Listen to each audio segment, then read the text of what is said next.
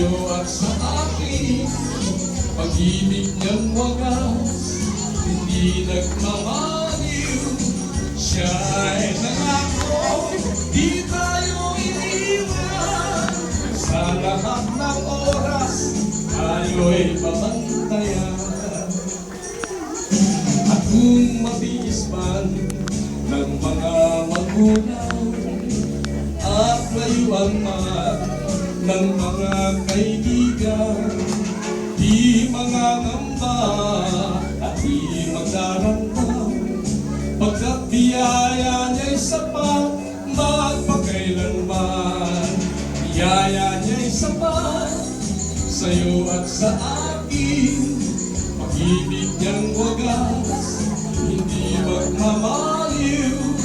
Siya'y nangakong di tayo iiwan. Sa lahat ng oras, tayo'y babantayan. Ano bang sumayaw? Naganon lang eh, no? Okay ba yun?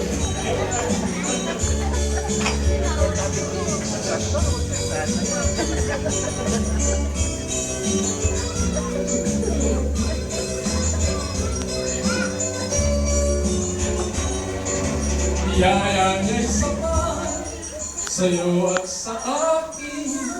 Pag-ibig niyang wagas, hindi magmamaliw.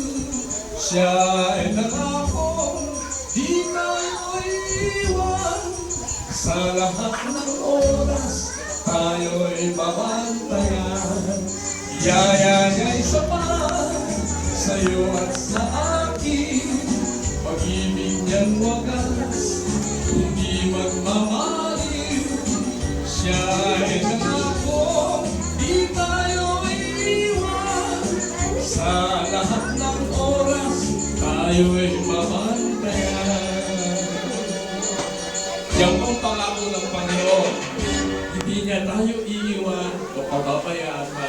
Hindi niya hahayaan na tayo'y magtampisaw sa kasalanan. Sabi nga ni Lisa kanina magpapaalam mo daw siya, pero hindi pinahintulot ng Panginoon eh. Ha?